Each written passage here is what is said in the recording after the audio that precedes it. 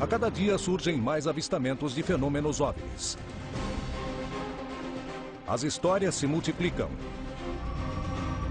Os militares denunciam casos. Devido à possibilidade de existir vida em outros planetas, podemos dizer que nos visitam? Alguma coisa está para acontecer. Os indícios mostram que a verdade está cada dia mais perto. Contato extraterrestre.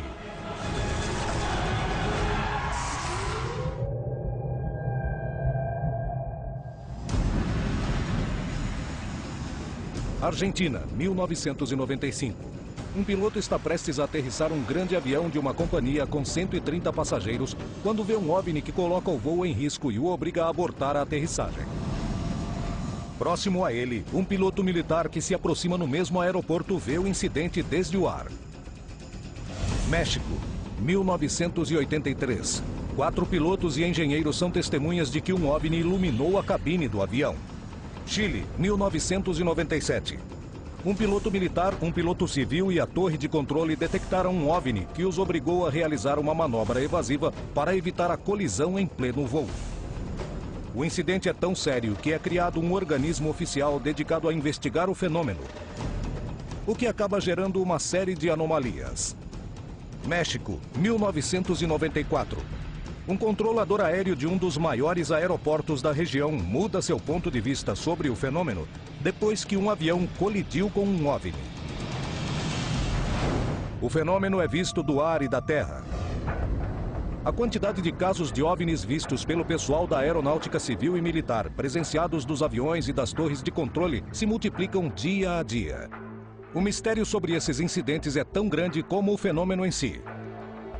Entretanto, esses casos aportam uma visão insuperável dessas manifestações. Se trata de testemunhas privilegiadas que sabem observar os céus e permitem ter um acercamento único desse fenômeno.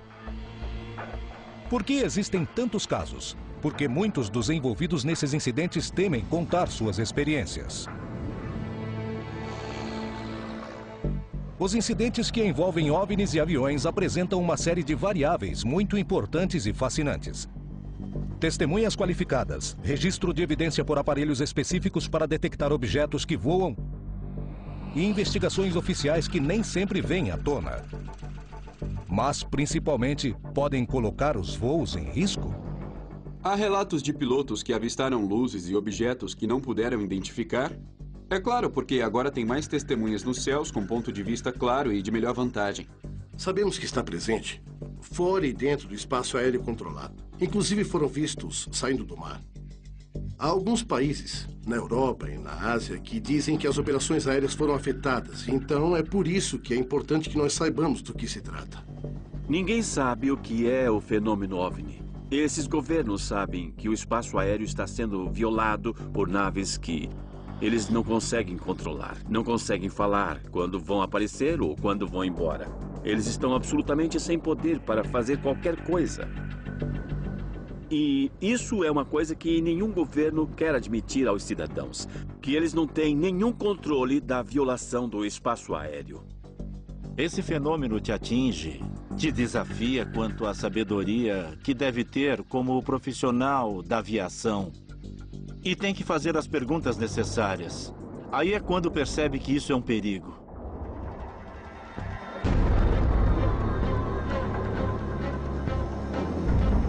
A gente fala com os pilotos na sala da equipe quando a gente entra, especialmente com os ex-militares. Eles têm histórias para contar. Eu falo que talvez 80% deles já viram alguma coisa, mas eles nunca contam para ninguém. Acredito que o fenômeno deve ser estudado toda vez que possa interferir em operações aéreas. Mas me dá a impressão que se manifesta para que justamente possamos vê-lo, sem interferir em nossa operação aérea. O fato de não controlar faz com que o risco aumente. Então eu vou, mas há objetos em minha rota de voo que ninguém tem controle, domínio sobre eles. É um absurdo, não? Íamos com um avião, acendíamos e apagávamos as luzes. Com o OVNI, e ele reduz a dimensão da luz, ficando uma luz plana e fina. Tomara que não haja um incidente com esse tipo de objetos que voam por onde eu estou passando. Todos os controladores de tráfego aéreo, pela sua profissão, Talvez tenham passado por mais de uma situação digna de mencionar. Percebi que os OVNIs sempre estiveram ao lado da aviação, tanto civil como militar no México. Se a maioria das pessoas percebe que o OVNI está voando o tempo todo e não podemos fazer nada para detê-lo, haverá muitas pessoas com medo por aí. Enrique Colbeck Vergara é um controlador aéreo mexicano que trabalha há mais de 30 anos na área. Entretanto, foi a partir de uma experiência a qual um avião colidiu com um OVNI, quando ele mudou para sempre sua visão a respeito do fenômeno que os cidadãos mexicanos denunciam quase diariamente, abordando-o desde um enfoque de segurança aérea. Antes eu não prestava atenção no fenômeno. Era algo muito distante, como normalmente nós humanos fazemos, até que algo me aconteceu e me fez refletir.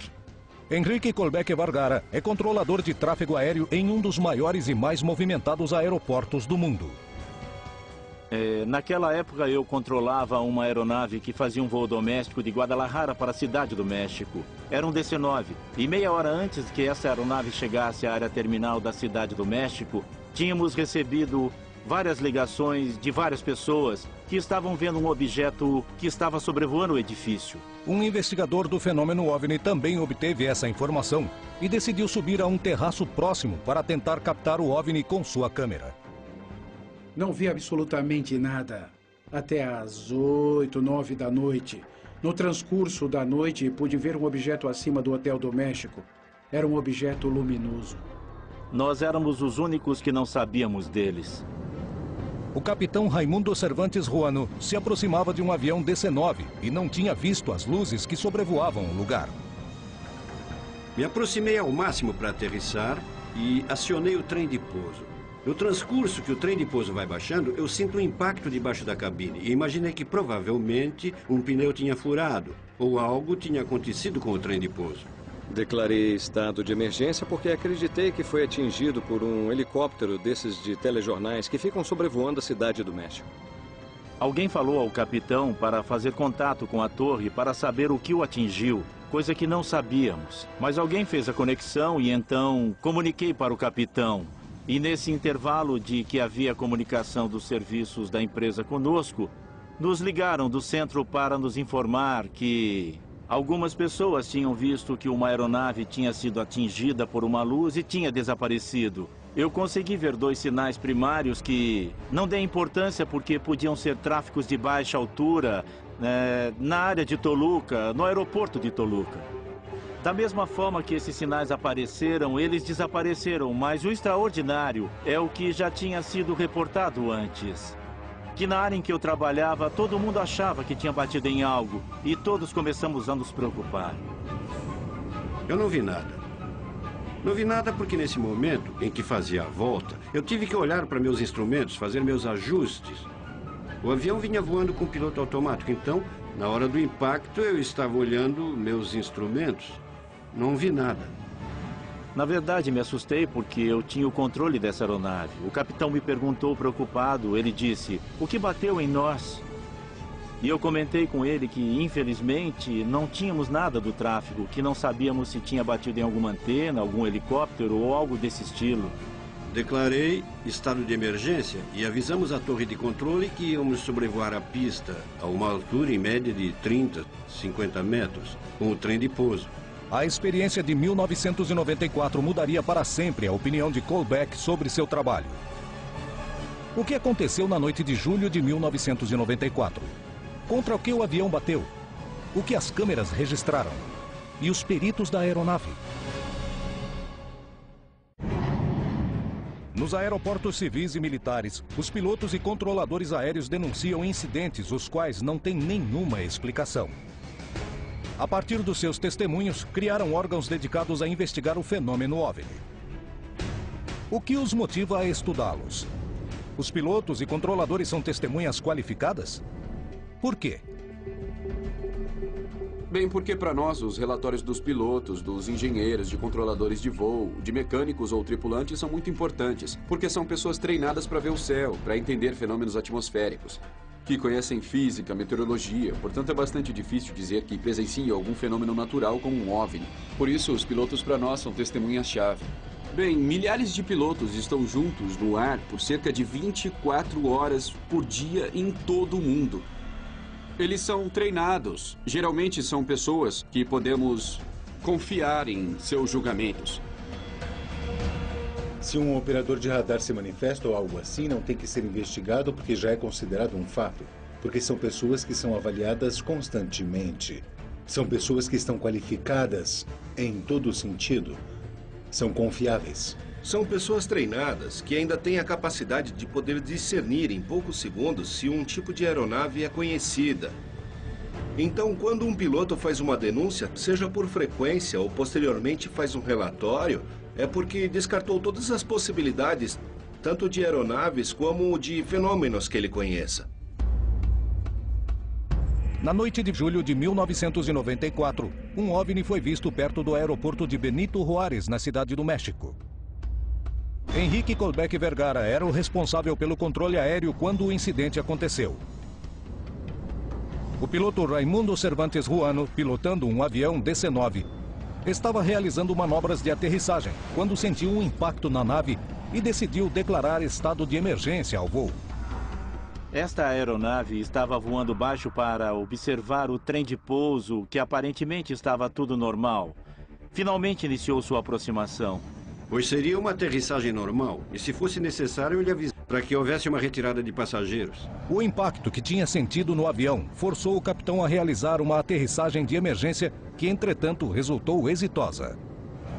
Começaram a revisar e uma das linhas de hidráulico aparece como um corte, como se tivesse sido feito com uma faca. Mas cortada de uma forma totalmente simétrica, não? Então o pessoal de manutenção e eu nos perguntávamos o que tinha acontecido. Efetivamente, no momento de aterrissar o DC-9, ele tinha sido atingido por um objeto voador não identificado e colocou em risco tanto a tripulação, os comissários, assim como todos os passageiros que voavam naquele avião. Os investigadores lembraram o fenômeno OVNI que esteve presente no edifício do World Trade Center há várias horas antes e quando o avião estava em plena manobra de aterrissagem. Os que conversaram conosco mencionaram que ali estava voando algo que foi visto por muita gente, que além disso foi filmado e que nós não tínhamos contato visual e nem contato por radar. Isso tem uma explicação lógica quando uma aeronave ou uma nave que está voando estática se mantém sem movimento. O próprio computador eliminador de sinais fixos o elimina, porque supõe que é uma montanha, um edifício, etc. Se não foi um helicóptero nem uma antena, contra o que poderia ter se chocado o avião que comandava Raimundo Cervantes Ruano. Chegamos à conclusão de que, provavelmente, foi um choque de energias, não um choque físico, como quando uma pessoa leva um choque. A energia do OVNI com a energia do avião foi o que nós sentimos como impacto. E fica o mistério de com que esse aparelho bateu, porque bateu em algo, isso é um fato. O fenômeno OVNI é uma realidade em muitas das operações aéreas. Mas esse tipo de incidente coloca os voos em risco? O risco é a possibilidade de que essa aeronave tivesse vindo à Terra, ainda mais por ser um fenômeno desconhecido e nem reconhecido em meu país. Porque eu ia supor qualquer coisa, menos que um objeto estranho tivesse batido com uma aeronave e a tivesse derrubado. E a condição da responsabilidade do controlador ou controladores envolvidos com o voo teria crescido muito. Colbeck começou a perceber que os OVNIs representavam um risco para os voos. Uma ideia que compartilham em órgãos oficiais. O Comitê de Estudos de Fenômenos Aéreos Anômalos, CFA, é um órgão dependente da Direção-Geral de Aeronáutica Civil e foi criado no final do ano de 1997. Cuja missão é recopilar e analisar todos os relatórios antecedentes que tenham a ver com fenômenos aéreos anômalos e que cheguem a, digamos, a estado de investigá-los posteriormente, realizar um relatório para que fique à disposição de qualquer um. Quantos desses casos se tratam realmente de objetos não identificados? Até o momento, há 70 casos. em 500 mil operações aéreas. Estamos falando de um caso a cada 100 mil voos. Isso representa 0,01%, então o nível de probabilidade é baixíssimo. Poderíamos ter uma ou duas situações por ano que requerem algum tipo de investigação ou análise. Não sabemos as consequências se um desses fenômenos bate em uma aeronave em voo, quer dizer. Podemos falar claramente de um acidente com vítimas fatais. Então, se falamos da gravidade, poderia ser gravíssimo. O fenômeno aéreo anômalo é real. Nossa missão específica é ver se isso poderia afetar as operações aéreas. Hoje, o CFAA tem ao redor de 300 casos e 5% não tem explicação lógica nem racional, então passam a ser um fenômeno aéreo não identificado. A estrutura militar aplicada à investigação dos casos permite que os especialistas e cientistas possam ter um controle estrito e controle das denúncias.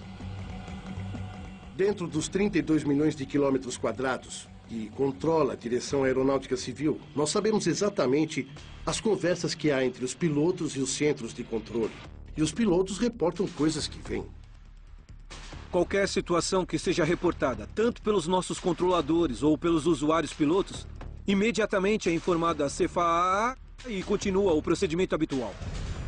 Em 1997, ocorreu um fenômeno estranho em Arica, Chile, que foi presenciado por testemunhas civis desde a Terra.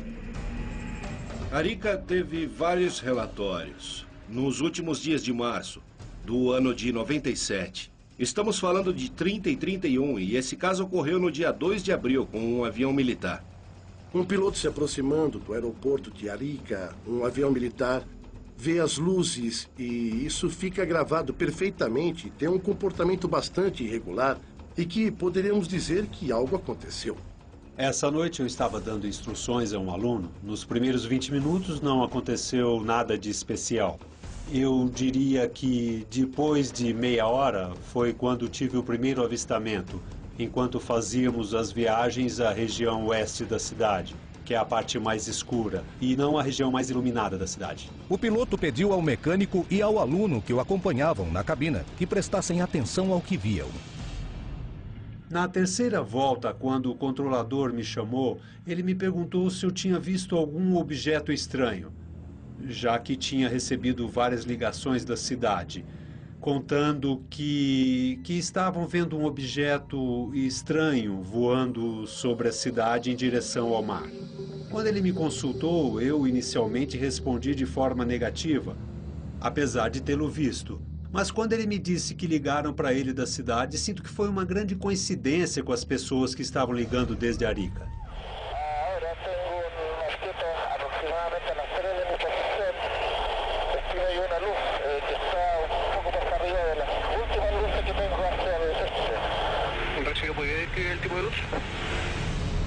E quando ele me consultou, eu o perdi de vista e cruzou pela frente do avião.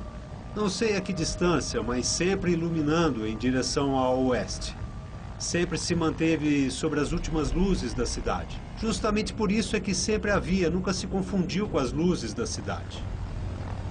Ainda mais quando girava velozmente em direção ao oeste. Era muito mais fácil mantê-lo à vista.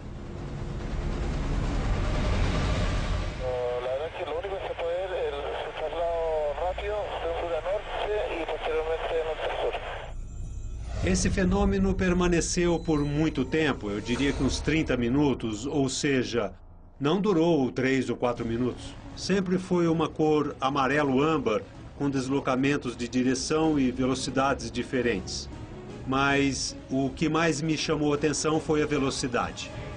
Se descartaram todas as possibilidades, no sentido de que não era um fenômeno astronômico, não era um fenômeno meteorológico e não era outro tipo de aeronave. Estava no leste e menos de um segundo depois tinha se deslocado para o oeste. Eu não sei a que velocidade estava. Eu não conheço um meio aéreo que possa se deslocar nessa velocidade. Nunca vi isso. O episódio de Arica causou impressão no piloto Sérgio Werner, que ainda permanece sem resposta. Ele sabia que estávamos ali, que éramos os únicos. Não havia mais ninguém voando aquela noite. Não havia mais voos comerciais, pelo menos nesse momento. E toda vez que você voa à noite e está com as luzes de navegação acesas, então é fácil ser visto. Eu acho que eles nos viam e mantinham a separação de segurança em relação a nós. O caso Arica permanece rodeado de um profundo mistério. Entretanto, não é o único caso nos quais investigadores e testemunhas qualificadas não possuem nenhuma explicação. O incidente ocorrido em Arica em 1997 provou a veracidade do fenômeno e obrigou as autoridades do Chile a tomarem uma decisão inesperada. A direção da aeronáutica redigiu uma declaração indicando que, efetivamente, pessoal aeronáutico e pessoas da cidade tinham visto um fenômeno bastante estranho, que não tinha relação com uma atividade aérea naquela hora e que estava realizando as investigações desse caso. Passaram 9 meses e a direção da aeronáutica então decidiu começar a investigar isso. E então, no final do ano de 1997, foi criado o Comitê de Estudos Aéreos Anômalos. A partir desse trabalho da CFAA, outros pilotos e controladores se animaram a contar suas experiências e apresentar evidências de fenômenos OVNI, revelando que o fato ocorreu há décadas. O que as autoridades descobriram? O que ocorre nos céus do continente? O fenômeno OVNI é um risco real para os voos? O que há por trás desses incidentes?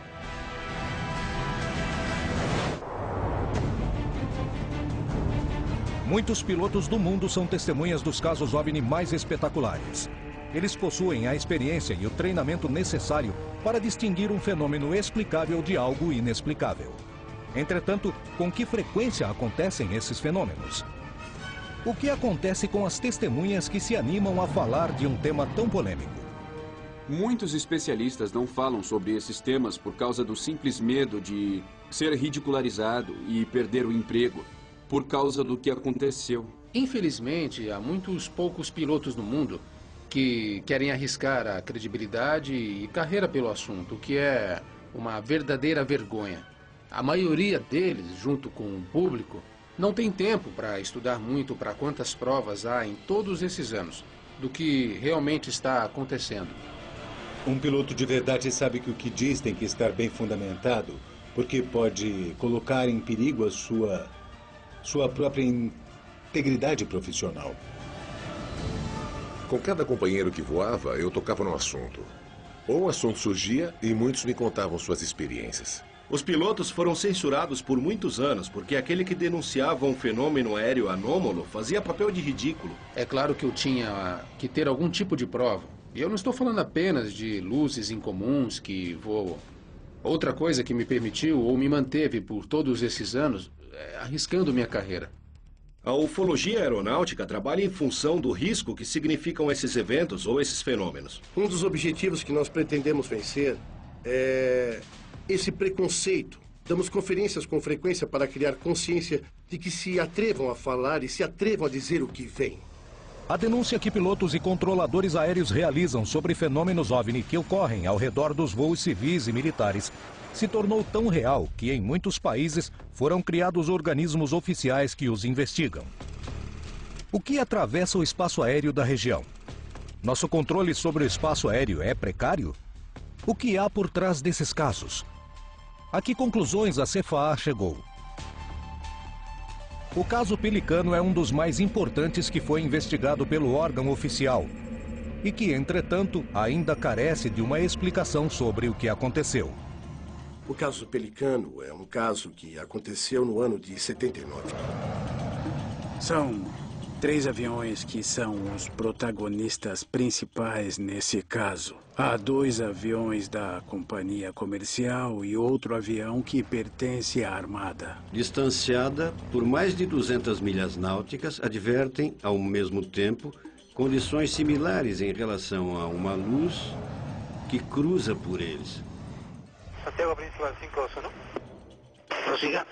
Señor, nos figura un tráfigo hace un par de segundos de oeste a este. Recibido. ¿Y esa información es proveniente del Pica o Isol?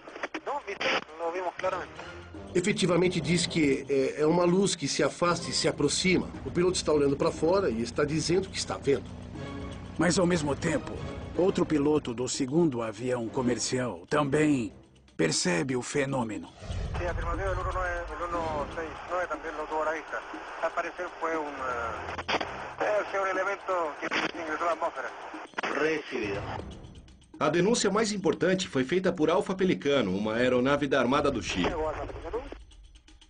Alfa Pelicano, prosiga. O curioso dessa situação é que esse fenômeno se produz simultaneamente. Os observadores o captam simultaneamente. Entretanto, havia uma distância de mais de 300 quilômetros. Nessa noite, os 3 pilotos viram o mesmo e se comunicaram com a torre de controle. Cada um em uma frequência diferente, sem se ouvirem entre si. Da torre de controle foi informado que não havia nenhum tráfego extra na região e que não existiam leituras estranhas nos radares. Como é possível estabelecer se o caso não foi um erro? O que aconteceu nessa noite? Um deles diz: o senhor poderia calcular, digamos, essa luz que se afasta e se aproxima, a velocidade? Sim, diz. 15 mil pés em 3 segundos. 15 mil pés em 3 segundos? É uma velocidade vertical. No áudio, percebemos exatamente quando o piloto descreve o que aconteceu debaixo do seu avião. E não pôde explicar o que era. Estamos diante de um fenômeno aéreo não identificado. O governo chileno dedica recursos para que especialistas de todas as categorias investiguem os casos de fenômenos aéreos anômalos. Eles mesmos admitem que de 100% dos casos que investigam, não conseguem explicar 3%. O que há por trás desses casos não explicados? Há casos concretos nos quais os pilotos tiveram que fazer manobras para evitar uma iminente colisão com um desses fenômenos ou objetos. E isso significa, nesse ponto de vista, algo gravíssimo. O fenômeno é tremendamente complexo, carece de um padrão comum. Não temos ideia de quanta velocidade alguns desses fenômenos têm, aparentemente. Às vezes aparecem e são vistos pelo olho humano e não pelo radar. E outras vezes, ao contrário, são vistos pelos radares e não pelo olho humano. E outras vezes é um fenômeno conjunto que se vê em ambos os casos. A partir da criação da CFAA, os pilotos e controladores aéreos do Chile começaram a denunciar os avistamentos dos fenômenos OVNIs, os quais são testemunhas. Em 2011, ocorreu um incidente que foi conhecido como Punta Arenas, que deixou os investigadores perplexos. Eles o ressaltaram como um dos casos mais importantes estudados pelo órgão oficial. Há a denúncia de um tráfego que, em primeiro momento, não foi observado pelo radar. E, posteriormente, veio um segundo tráfego de Puerto Williams até Punta Arenas e o radar do centro de controle percebeu o fenômeno, anunciado 20 minutos antes. O radar primário capta o sinal, manda uma advertência para o piloto e diz: há um tráfego às 12, ou seja, a distância de 4 milhas. 4 milhas na velocidade dos aviões atuais é muito pouco tempo. Ou seja, por quase 1 minuto e meio poderiam ter batido. A partir do relatório do piloto, a torre de controle decidiu monitorar o fato desde o radar. Informação de trânsito desconhecida, de acordo à observação radar primário, às 12, 4 milhas, evolucionando no setor intermédio de Porvenir e Punta Arenas, altitude desconhecida, desplazamento lento e errático. O que o radar detectou? Poderia se tratar de uma falha ou um defeito técnico? Esse objeto tinha o formato de uma nuvem, tipo uma nuvem lenticular, que se deslocava em direção contrária ao vento, e com muita velocidade. O sinal não ressalta nas nuvens, em si ressalta em algo que seja tangível. Bem, aí o radar o captou. Aí temos um caso onde um piloto também tem que fazer uma ação evasiva para não bater ou estar muito próximo a algo que se encontra às 12 da sua posição, ao mesmo nível e que não sabe o que é. O incidente de Punta Arenas é um dos poucos que parecem não ter explicação científica, segundo as próprias autoridades admitem. Mas o que há por trás desse tipo de episódio? Nesse caso, não poderíamos dizer que poderia se tratar de um objeto não identificado. Os voos civis e militares parecem vulneráveis, apesar dos órgãos oficiais não apresentarem uma resposta definitiva a respeito. Em 1995, Jorge Polanco, um piloto civil argentino, foi uma testemunha de um evento OVNI que foi confirmado em terra pela torre de controle. E do ar pelo piloto militar Sipuzak, que a bordo de um avião militar viu o desenvolvimento dos fatos. Esse dia, o voo era Aeroparque, cidade de Bariloche. Tínhamos 130 passageiros. Quando Jorge Polanco se aproximava de seu destino, soube que havia alguns incidentes em terra. Bariloche nos disse: acabamos de ter uma queda de energia na cidade inteira. Mas o aeroporto está capacitado, preparado para operar com um gerador de energia própria para esses casos. Nos autoriza o procedimento de descida. Quando chegamos à vertical do aeroporto, começamos a fazer o que se chama manobra de afastamento. Foi onde uma luz nos chamou a atenção. O comandante Ruben Adolfo Sipuzak se encontrava em um avião militar a 35 milhas do aeroporto, esperando seu turno para aterrissar. Ouvimos umas conversas que o piloto da companhia disse para a torre de controle que estava observando um tráfego. E a torre respondia que não tinha nenhum tráfego relatado. Até esse momento, os dois aviões e a torre de controle acreditavam que estavam vendo uma nave com problemas de comunicação ou um voo furtivo. Pensávamos que era uma aeronave que estava realmente sem comunicação. E o que eu sei é que, à medida que nos aproximávamos do aeroporto de Bariloche, nós três que tripulávamos o avião começamos a prestar mais atenção e tentar olhar pela janela, para fora, para ver o que víamos. Rapidamente, Polanco notou que havia algo fora do normal. Então começamos a dar sinais de luz. E a luz, que era brilhante e larga, de repente, como que respondendo às luzes que acendemos e apagamos do avião, de repente faz assim e fica fininha e plana. Realmente nós nos surpreendemos, mas também nesse momento o copiloto me disse: temos que virar. Eu não via mais a luz e começamos a fazer uma volta. A luz ficou fora da trajetória do avião. Consequentemente, nesse momento, eu paro de prestar atenção nisso e me concentro na operação do avião, na aproximação. Nesse momento, vejo que uma luz muito pequena passa por nós. Cruza de trás para frente. Então, pensei, esse é o tráfego que o piloto da linha aérea tanto falava. Para mim, até esse momento, era um avião. A uma velocidade que, inclusive, pensei que fosse um jato. Enquanto isso, Polanco continuava com as manobras de descida para aterrissar o Boeing. Ergui a vista, olhei para a direita e vi uma nave se aproximando devagar para fazer, eu diria, a formação de aproximação na descida. E se aproximou devagar, até ficar praticamente alinhada com a ponta da asa e com um diâmetro de quase 30 metros. A nave era toda escura, tinha um tipo de reflexo verde muito especial. Tinha uma saliência na parte superior. Era de uma cor alaranjada e parece que produzia um som de respiração. Pedi ao primeiro oficial que informasse a torre que tínhamos uma nave. E o controlador nos responde que ele vê uma luz, mas não sabe do que se trata. Em um momento, quando estávamos muito perto da aterrissagem, o aeroporto ficou totalmente às escuras. Ante a escuridão total do aeroporto, Polanco abortou a manobra de aterrissagem para começar uma evasão que salvasse o avião e seus passageiros. E não podemos comunicar a absolutamente ninguém o que faríamos, porque, pela falta de energia, não tínhamos como falar com a torre e nem a torre tinha como falar com a gente. O OVNI se movimentava a uma velocidade fantástica, em linha reta até o centro do lago Nahuel Huapi, e depois subiu a uma altura que eu nem imaginei que ele pudesse. Quando olhamos para baixo, vimos uma luz parada lá na frente. Parecia que estava esperando o avião da companhia terminar a sua volta. O voo de Polanco transportava uns 130 passageiros e a energia do aeroporto tinha caído, obrigando-o a abortar a aterrissagem. O OVNI parecia acompanhar seus movimentos, causando preocupação. O que aconteceu nos seguintes minutos? O que aconteceu com o voo?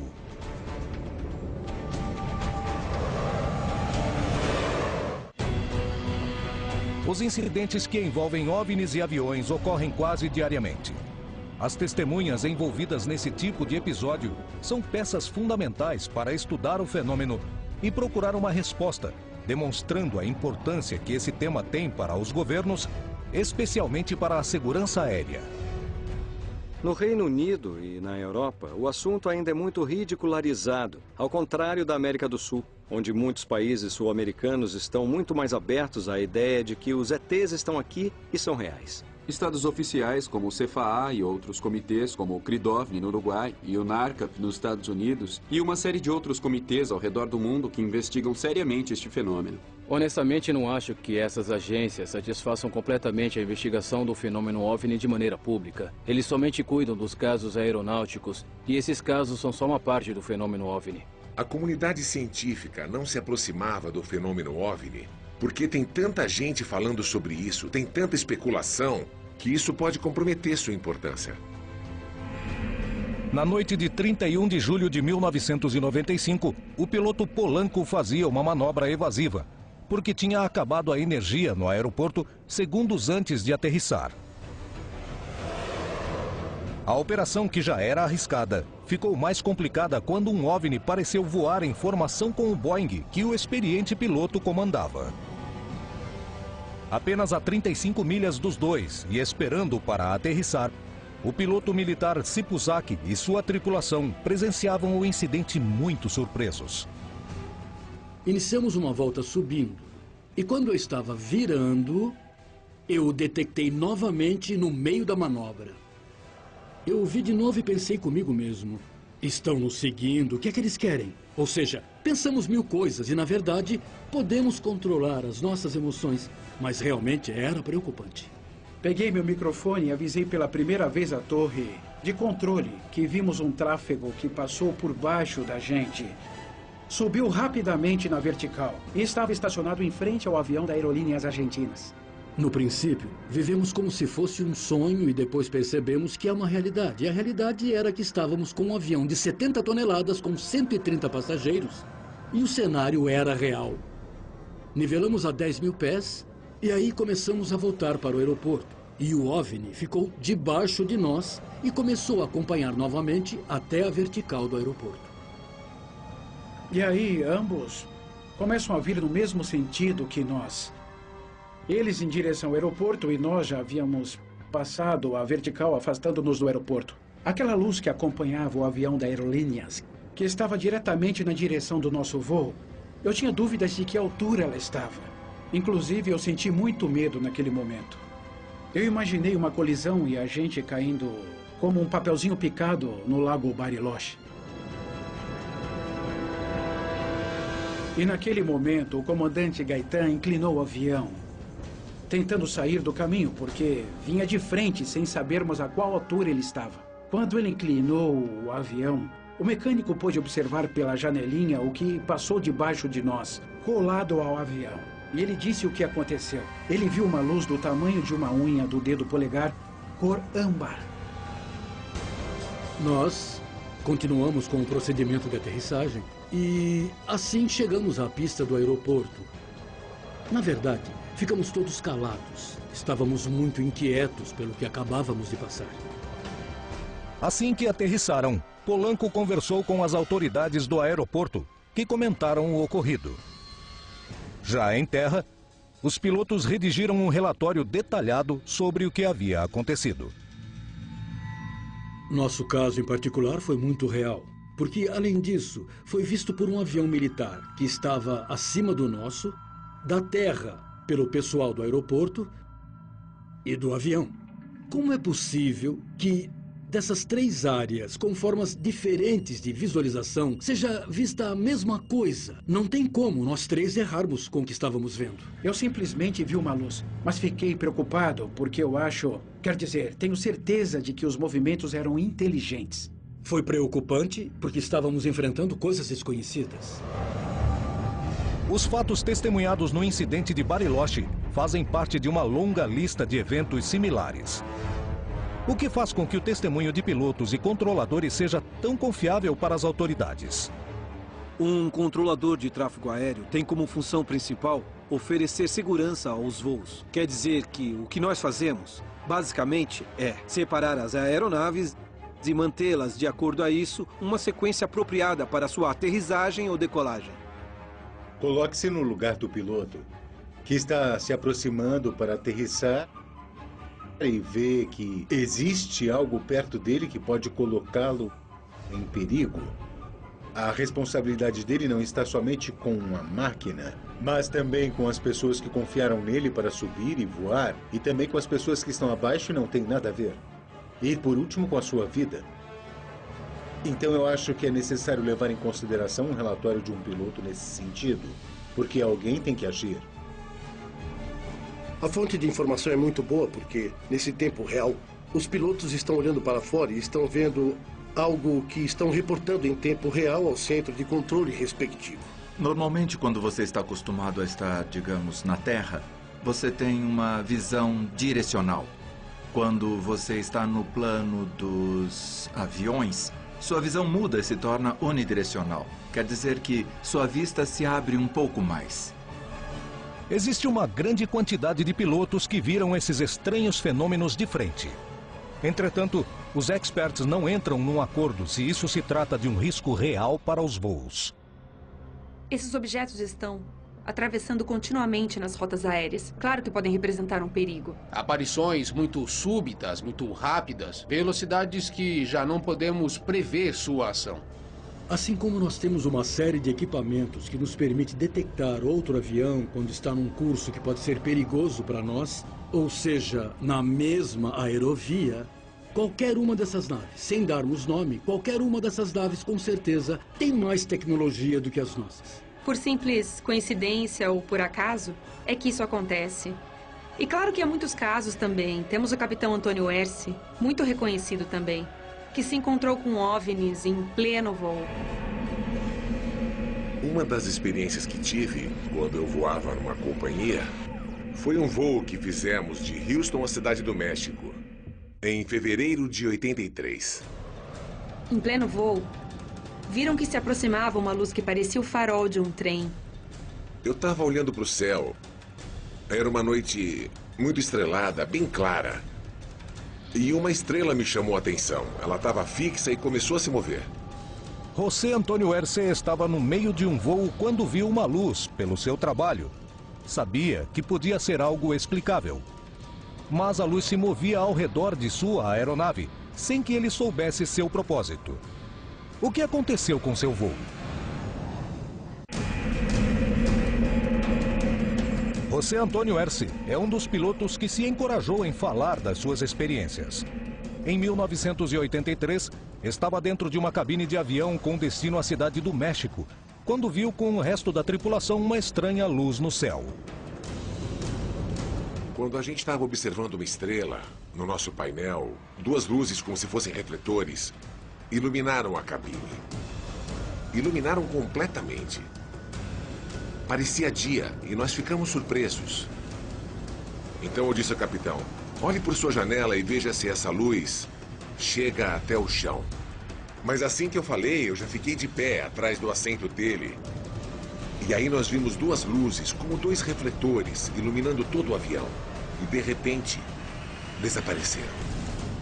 Aquilo deixou a gente surpreso. Imagina uma cabine. Por que iluminou a cabine? A cabine foi iluminada por uma luz que vem não sei de onde. Que sensação isso pode te causar? E o capitão me falou, pergunta para a torre de controle se algum avião passou pela nossa trajetória acima de nós. E aí, a gente vai entender o que foi que aconteceu. Erce se comunicou com a torre de controle de Monte Rey para pesquisar se tinha outro tráfego informado na região. E eles disseram, não. O único avião que está nessa rota é o de vocês. Por quê? O que vocês viram? O que aconteceu é que passou um objeto aqui em cima da gente e iluminou tudo. Olha, você não vai acreditar. Mas a que altura passou? Eu disse, uns 50, 60 mil pés acima da gente. Ah, mas isso não é possível. Eu disse que você não ia acreditar. Não sabemos dessa luz, com a hipotética ideia de que somos visitados por civilizações. Qual a sua finalidade? Eu não acredito que queiram só iluminar a cabine para ver melhor. Acho que há algo mais. E os mais indicados são as testemunhas diretas. Como a maior parte dos casos que envolvem fenômeno OVNI, o incidente protagonizado por Erce foi um mistério. Bom, a gente chegou à Cidade do México sem nenhum problema. Mas olha, foi uma experiência única, inesquecível. A vigilância dos céus é imprescindível na hora de garantir a segurança dos voos. As torres de controle e os radares são lugares privilegiados para conhecer a verdade por trás desse fenômeno, devido à qualificação do pessoal envolvido e ao equipamento técnico. Deixei de ser cético quando vi que existem, não é? E que são coisas estranhas. Nós tivemos a oportunidade de vê-lo. Ninguém nos tira essa possibilidade que tivemos. E quando eu conto com orgulho. Tive a oportunidade de vê-lo. Eu tive a sorte de vê-lo. Não me contaram. Mesmo que não acreditem, o fenômeno está aí. Ele existe e é um perigo. É algo que ainda não conseguimos entender. São seres que vêm a nosso espaço, que marcam presença, que de alguma forma estão aparecendo por algo. O que é? Não sei. Há pessoas que não vão entender. Para mim é real. É algo que não é dessa terra, não é desse mundo como os conhecemos. A pergunta que a humanidade talvez devesse se fazer é: para que é? Para que é? Os pilotos e controladores são testemunhas privilegiadas e são fundamentais na hora de indagar o fenômeno OVNI. O que se esconde por trás desses avistamentos? Por que existem tantos casos ao redor das bases militares e aeroportos? Estamos sendo visitados? Ou simplesmente ainda não temos explicações científicas para esses incidentes? A verdade está próxima. As respostas parecem cada vez mais concretas. Entretanto, uma das grandes perguntas da humanidade continua sem resposta. Estamos sendo visitados por seres de outros mundos?